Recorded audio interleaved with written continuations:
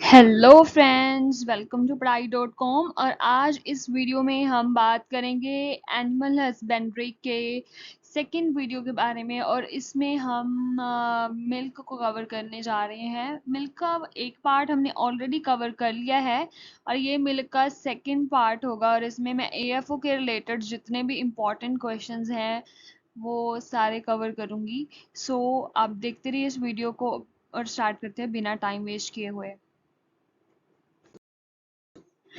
सो हमारी first thing is कि types of market milk, जो मिल्क मार्केट में मिल्क आते हैं डिफरेंट डिफरेंट तरह के, तो उसके बारे में हम बात करेंगे। तो सबसे पहले होल मिल्क, ठीक है, क्या होता है उसके बारे में पता होना चाहिए। सो जब हम एनिमल से जो है सीधा ही मिल्क कोई भी ऑब्टेन करेंगे, ठीक है, तो that is called as whole milk, ठीक है। So without changing any composition, without altering the composition, सीधा जो भी ड्राइव किया जाता है from animal, that is called as whole milk. Then is sweetened condensed milk.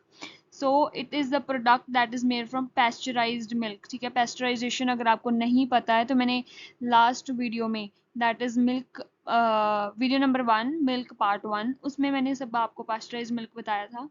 जो पास्चराइज मिल्क होता है वो लेते हैं, उसको कंसनट्रेट करते हैं और उसमें उसको स्वीटन करते हैं विद सुक्रोज, सुक्रोज शुगर के साथ, एंड उसकी कंसनट्रेशन 65% होती है।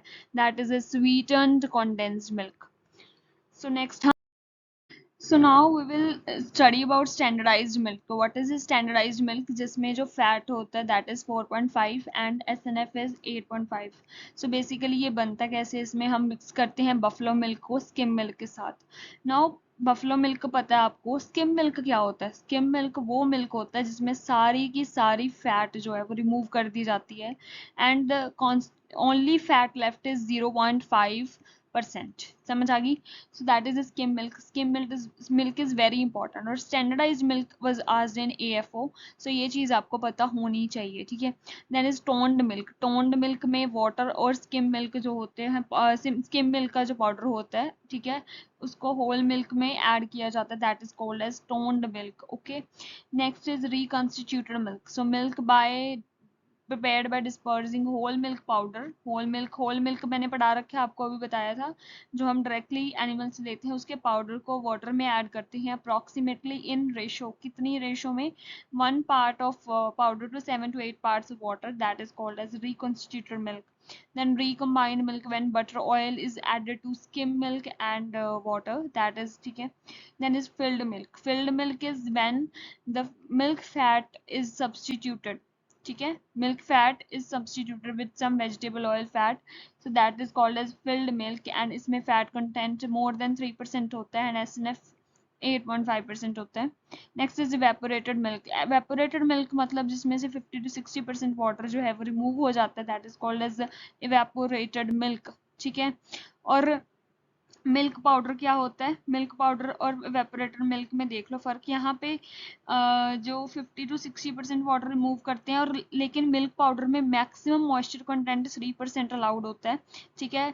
तो ये मिल्क पाउडर बनता कैसे है? It is manufactured dairy product made by evaporating milk to dryness, ठीक है। सो ड्राई करने के लिए हम इसको वेपोरेट करते हैं। Maximum water milk moisture content and milk powder is 3%। Okay, so let's move to next. अब ये टेबल आ चुका है, ठीक है। सो ये टेबल सबसे इंपॉर्टेंट है और इसमें से क्वेश्चंस आ रखे हैं। Question came in AFO, this was a previous year question, that SNF of standardized milk कितना है? Okay, so this is the 8.5 and ये चीज मैंने आपको अभी पहले भी बता दी है। रिकम्बाइंड मिल्क में कितना होता है ये भी हमने बता दिया। टोन्ड मिल्क क्या होता था वो भी बताया था, उसमें 3% होता है। ये टेबल बहुत इंपॉर्टेंट है, आपको पता है ना कि AF और डेटा बेस्ड क्वेश्चन पूछता है तो टेबल्स को बिल्कुल भी मत छोड़ के चले जाना। Then is double tone. Double tone में 1.5% होता है और ये 9% होता है। Then skim milk, skim milk में मैंने आपको बताया था, ठीक है, ये आपको वैल्यूज याद करनी है। Then is full cream milk. Full cream milk में कितनी फैट होती है और कितना SNF होता है। Then is yogurt. योगर्ट में आपको कभी भी 3% से कम मिल्क फैट नहीं मिलेगा और ना ही इसमें 8.5% से कम कभी SNF मिलेगा। सो this is a most important table जो कि आपको AFO पॉइंट ऑफ व्यू से तो बहुत ज़्यादा इंपॉर्टेंट है, ठीक है। सो आपको ये अच्छे से याद करना है।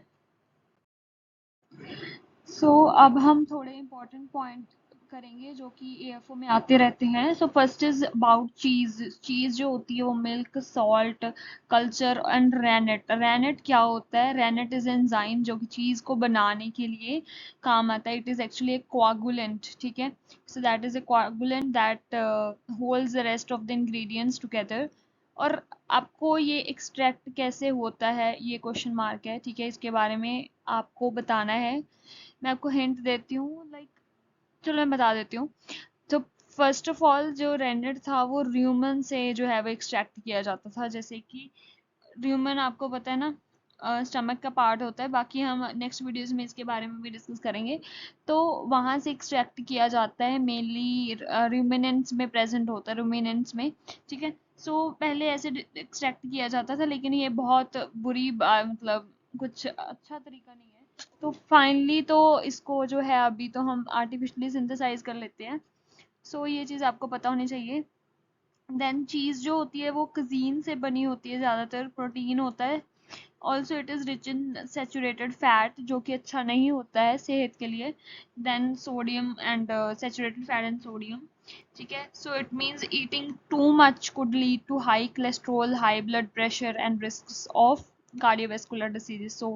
आपको पिज़्ज़ा वगैरह कम खाना चाहिए, ठीक है। हफ महीने में एक बार खा लेना अच्छी बात है। ज़्यादा खाओगे तो that will cause problems, health related issues, okay.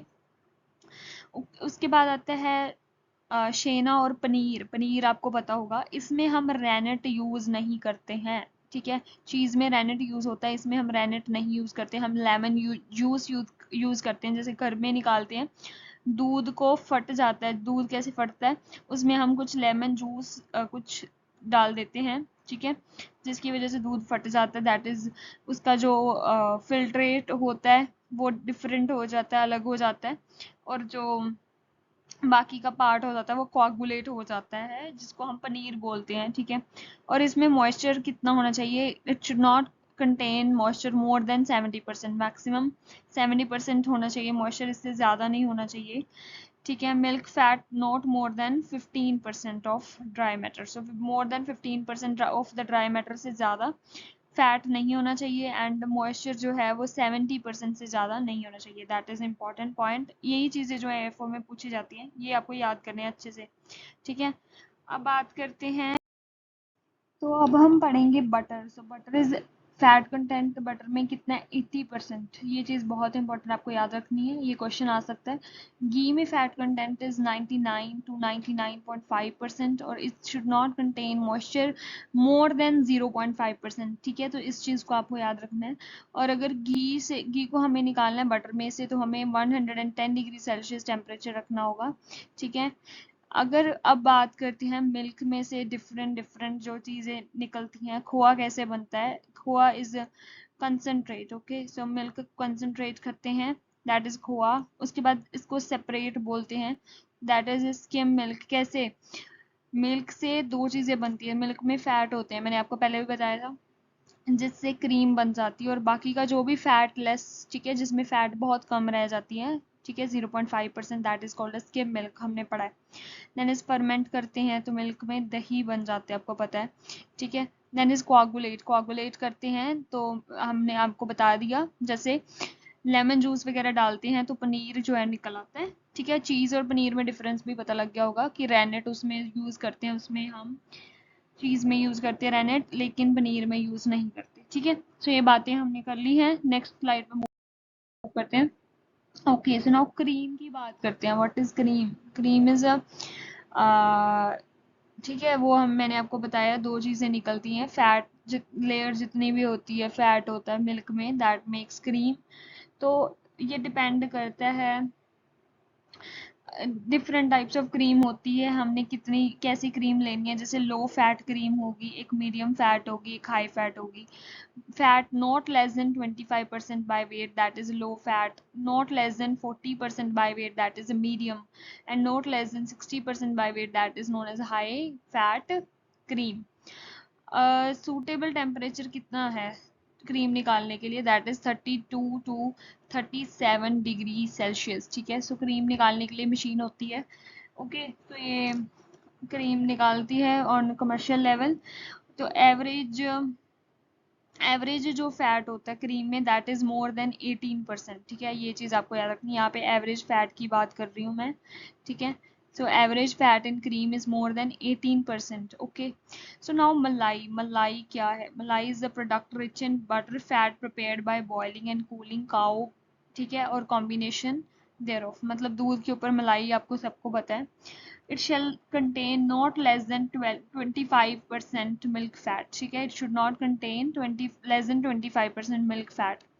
मलाई आपको पता ही है, जब हम दूध को गर्म करते हैं फिर दूध ठंडा होता है तो उसके ऊपर मलाई आ जाती है, दैट इज मलाई। देन इज दही। दही is a minimum, it has the same minimum percentage of milk fat and milk SNF as the milk from which it is made। ठीक है, तो जिस मिल्क से बनाओगे, काउ मिल्क का मैंने आपको पढ़ा दिया, उसके साथ सेम ही होगा इसका सारा फैट कंटेंट एंड वो। ठीक है, तो नेक्स्ट मूव करते हैं। So now we will talk about yogurt. So yogurt जो होती है वो कमर्शियली प्रिपेयर की जाती है।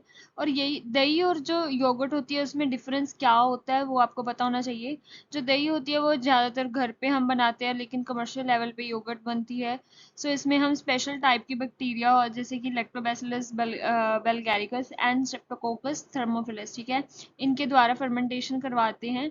सो बेसिकली कर्ड और योगर्ट में डिफरेंस क्या होता है ये आपको पता ही होना चाहिए। सो कर्ड्स बेसिकली कैसे बनती है? By mixing milk with lemon और कर्ड। ठीक है, सो दूध में हम थोड़ी जाग बोलते हैं हमारे घरों में। जाग मतलब पुरानी जो दही होती है उसको लगा देते हैं उसमें, एंड फिर वो lactic acid bacteria special type के उसमें ग्रो कर जाते हैं। ठीक है, लेकिन योगर्ट जो होती है उसमें कमर्शियल फर्मेंटेशन करते हैं, इनमें स्पेशल बैक्टीरिया का स्ट्रेन्स जो हैं वो डालते हैं, तो ये डिफरेंस होता है। सो मिल्क फैट इसमें नॉट लेस देन 3%। ठीक है, 3% से कम नहीं होना चाहिए। ठीक है, तो SNF 8.5 से कम नहीं हो सकता, उसको योगर्ट नहीं माना जाएगा। एंड प्रोटीन जो होता है वो 3.2% से कम नहीं होना चाहिए। ठीक है, सो मिनिमम वैल्यूज इसकी ये होनी चाहिए, ये आपको याद करना है। ओके, चलो let's move to next. So now we will learn कि जब कर्ड जो है उस टेम्परेचर कितना चाहिए स्टार्टर वगैरह इनोकुलम लगाने के लिए। तो सबसे पहले मिल्क को बॉईल करते हैं हम 80 डिग्री सेल्सियस तक, फिर वो उसको कूल करते हैं। कूल करके उसको लेके आते हैं 30 टू 35 डिग्री सेल्सियस पर, फिर उसमें हम इनोकुलम डालते हैं। इनोकुलम मतलब पुराना दही जो होता है वो हम थोड़ा सा लेते हैं, जिसको जाग बोलते हैं, वो लगाते हैं। ठीक है, टेम्परेचर पे 30 टू 35 डिग्री सेल्सियस। अगर ये इनोकुलेशन वाला पूछें तो ये टेम्परेचर हमें टिक करना होगा। तो अगर हमें चाहते हैं कि अच्छी तरह से जो कर्ड है वो सेटल हो जाए, तो इसके लिए हमें इनोकुलम को 3 to 4 आवर जो टेम्परेचर होता है इनोकुलम के लिए चाहिए टेम्परेचर दैट इज़ 30 to 35, वो मेंटेन करना होगा तो फॉर 3 to 4 आवर्स। ठीक है, तब वो अच्छे से सेटल हो जाएगी दही। ठीक है, और अगर हम चाहते हैं कि प्रॉपर दही को 10-12 घंटे के लिए जैसे हम रखते हैं 8, ठीक है, तो 8 से 10 घंटे के लिए रखते हैं, तो उसके लिए टेम्परेचर 22 डिग्री सेल्सियस जो है वो होना चाहिए, फिर वो अच्छे से हो जाती है। सो पहले हमें 80 पे जो है वो बॉयल करना है, उसके बाद 30 पे लेके आएंगे, 30 to 35 पे लेके आएंगे। ठीक है, तो 30 to 35 पे लेके आएंगे, फिर इनोकुलेशन करेंगे। फिर इनोकुलेशन को सेटल, दही को अच्छे से सेट होने के लिए कि दही जमेगा अच्छे से, तो इसलिए हमें इस टेम्परेचर पर इसको मेंटेन करना पड़ता है। बट अगर ऑप्टिमम टेम्परेचर पूछते हैं दही को, दही के लिए दैट इज़ 22 डिग्री सेल्सियस। ठीक है, सो ये ऑप्टिमम टेम्परेचर है। ठीक है, afterwards after 3 to 4 hours 22 degree Celsius जो होता है वो टेम्परेचर। ठीक है, उसके बाद white colour of the milk is due to the casein protein, ये चीज़ आपको याद रखनी है। उसके बाद हमें yellow colour is due to carotene. So ये चीज़ आपको अच्छे से याद रखनी है। ठीक है, ये दोनों में कंफ्यूज नहीं होना है। ठीक है, फाइन। सो अब नेक्स्ट टॉपिक जो है ना हमारा वो घी वगैरह है, सब कुछ वो आएगा चीज़ें, तो आपको उसके लिए फैट्स के बारे में पता होना चाहिए। सो फैट्स का जो नेम होता है that is try acyl glycerols भी बोलते हैं टैग, और ट्राईग्लिसराइड्स भी इसको बोल देते हैं। तो फैट्स बनते कैसे हैं? 3 फैटी एसिड्स और एक ग्लिसरॉल। ठीक है, ये मिलके एक फैट को बनाते हैं। ठीक है, ट्राईग्लिसराइड्स। ठीक है, ओके, इसको हम ट्राईग्लिसराइड्स भी बोलते हैं, ये नाम आपको अच्छे से याद रखना है। उसके बाद टैग जो होता है, tag is a neutral and non polar lipid and the storage form of lipid in human body is tag. Basically tag के फॉर्म में, ट्राइसाइल ग्लिसरॉल्स की फॉर्म में हमारी बॉडी में स्टोर होते हैं, ठीक है।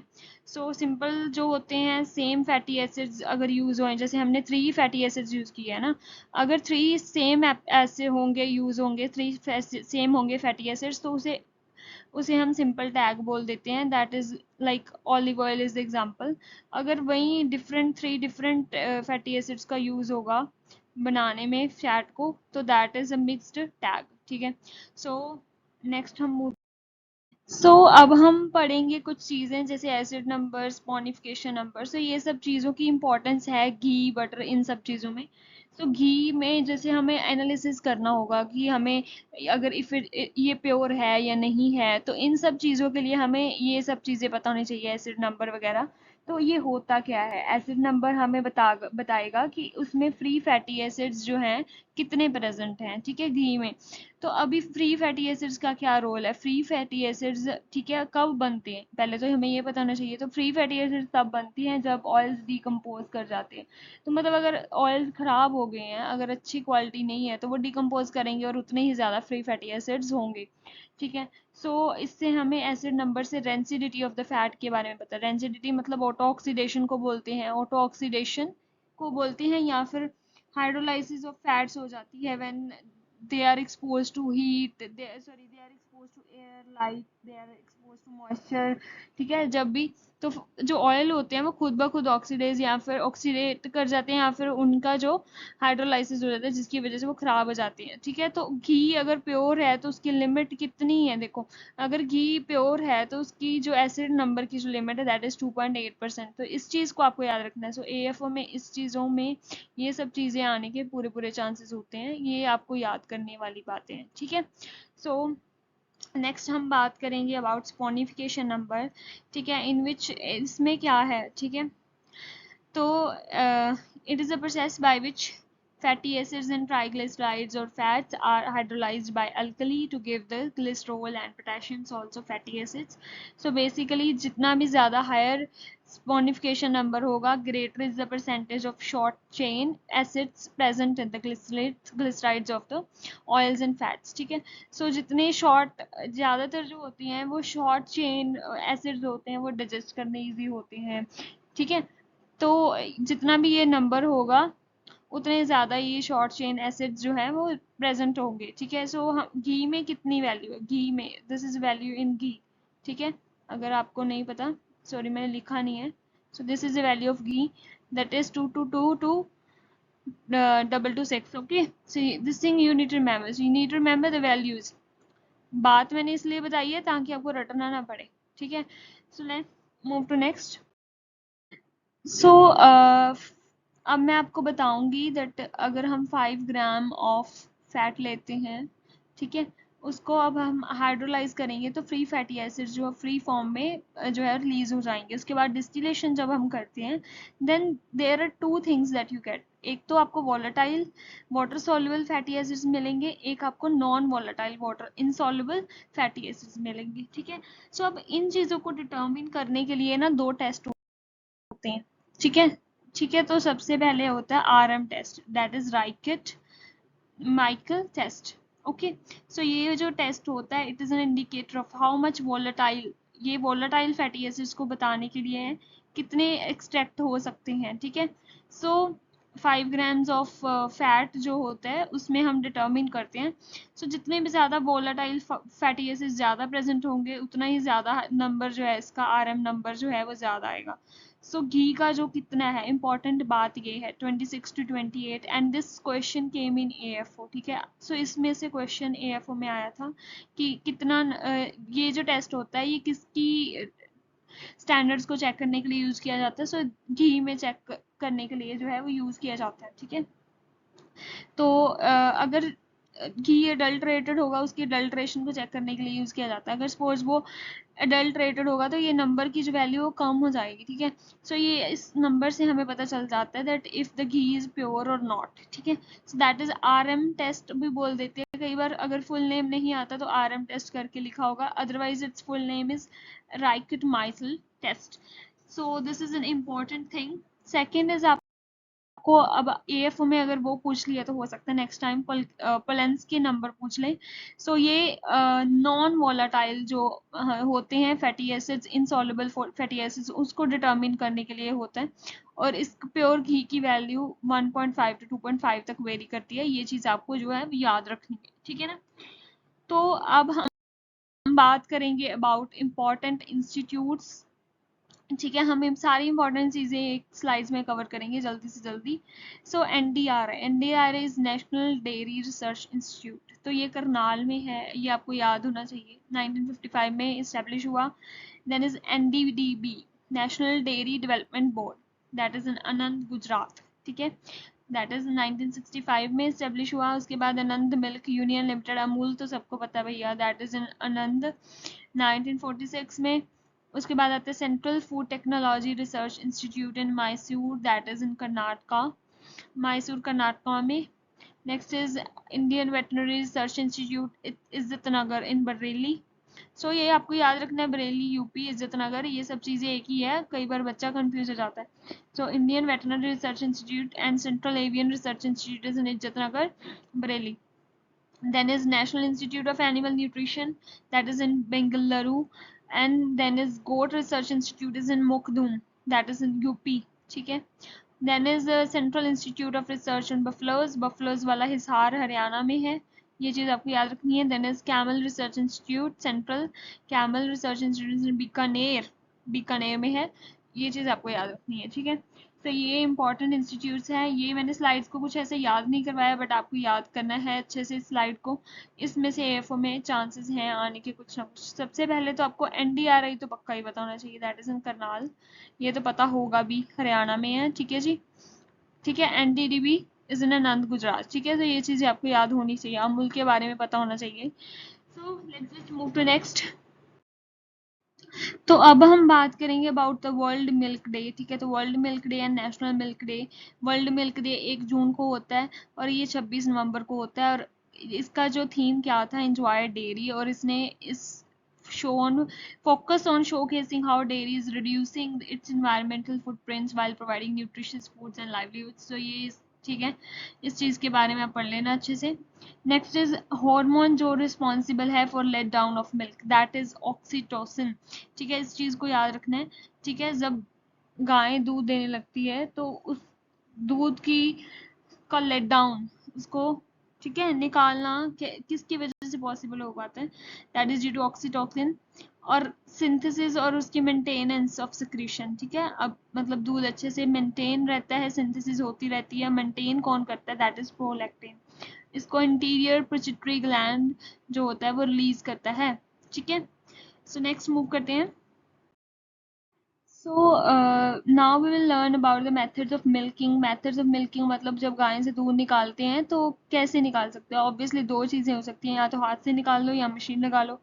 तो हाथ से भी 3 तरीके होते हैं। ठीक है, तो फर्स्ट इज स्ट्रिपिंग। स्ट्रिपिंग मतलब आप अपनी फिंगर्स का जो फ्रंट पोर्शन है, ठीक है, और थंब को यूज़ करके, पूरा हाथ नहीं यूज़ करें, सिर्फ फिंगर्स के फ्रंट को और थंब को आप स्ट्रिप यूज़ करें एज ए स्ट्रिपिंग। जैसे आप स्ट्रिप्स को जैसे सीधा करते हो ना, जैसे फॉर एग्जांपल बर्थडे पे भी आपकी वो लेके आते हो कुछ भी, तो आप वो कैसे एकदम ऐसे सीधा करते हो कुछ भी, है ना, विद योर फिंगर्स के फ्रंट को और थंब को यूज करके। ठीक है, तो वैसे वैसे जो होता है दैट इज स्ट्रिपिंग। स्ट्रिपिंग जो होता है मेनली जो गाय जिसका नैरो टीट्स होते हैं, मतलब जो टीट्स उसके जो थन होते हैं वो नैरो होते हैं, छोटे होते, पतले होते हैं, तो उसमें हम स्ट्रिपिंग यूज करते हैं।